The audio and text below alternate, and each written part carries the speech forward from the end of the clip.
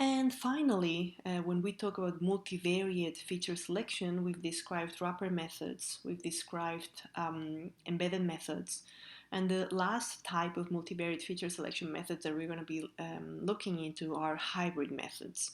So as you can imagine from the name, hybrid methods are just combination of different feature selection approaches, and there are two main types. One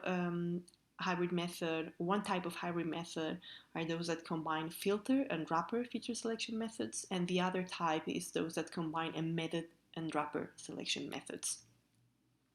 So for example, for filter and wrapper combinations could be basically we could use a filter ranking method to generate a ranked list in the first step, right? So we could apply a filter method, generate a list of features that we'd like to use, okay?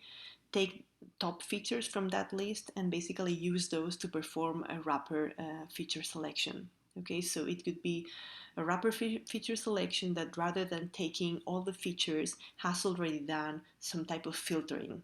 Okay, and then the wrapper method itself, it could run faster because we are considering a smaller subset of features. And then the advantages of this type of approach is that, again, it's going to be highly accurate, right? Because we are doing like sort of a combination of two filtering approaches, right? Computationally, it's going to be better in the sense that, it's going to take less computation time and resources because we are considering a smaller set of features, okay? And generally, the models are going to be more robust with high dimensional data. Okay, again, I mean, we are reducing the number of features that we are considering sort of in two steps or through two steps. And so, for high dimensional data, that's highly advisable. So in terms of embedded and wrapper, combination of embedded and wrapper method, the best known approach is what's called recursive feature elimination, okay, RFE. And so let's look into RFE. Basically, the different steps of RFE are as follows. We basically first train a model with all the data features that we have, okay? For example, any tree-based model or a lasso model.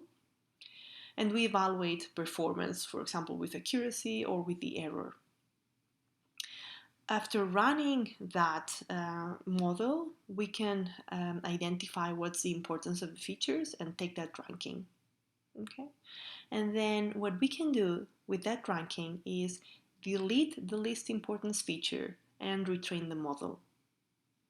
If the resulting model, the accuracy of the resulting model is really very similar to the model with that feature in, then that means that the feature is not important and we can remove it. Okay?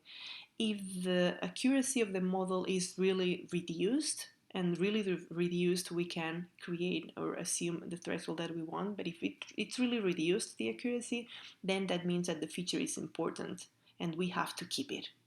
Okay? And we basically go down the list of ranked features and we remove them one by one and try and see whether we want to keep it or not.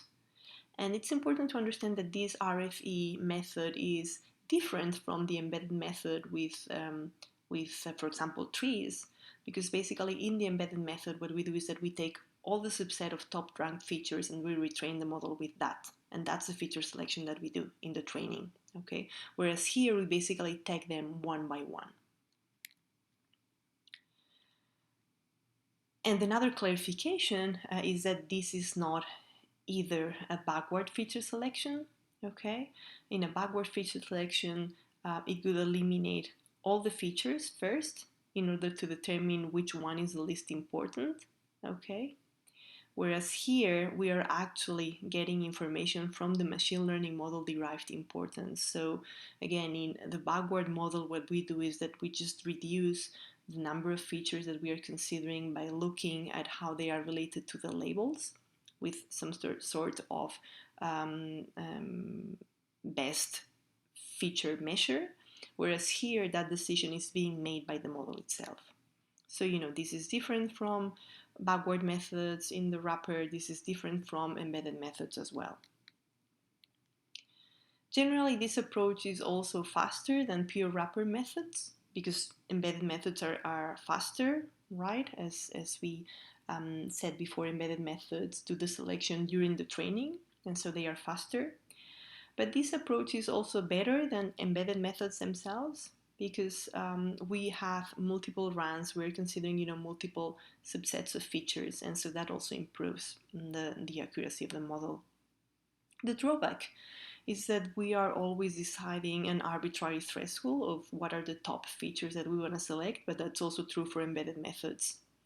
And so, generally, the smaller the threshold, the more features that we are going to include. And so that's kind of a trade-off that we have to play with as we run the models. Okay, and so we have covered filter methods, and then for multivariate, we have covered wrapper methods, embedded methods, and hybrid methods.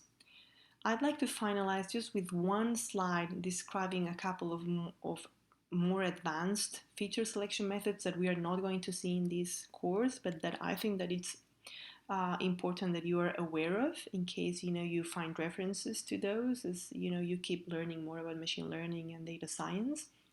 And so one approach are genetic algorithms. They're sometimes used for feature selection. Genetic algorithms are just an optimization framework that basically it's based on genes and how genes, by combining genes with each other, we can get better genes and better combinations, right? And so, it's an optimization framework that we could use to basically identify the best subset of features that would improve maximally the accuracy of the model.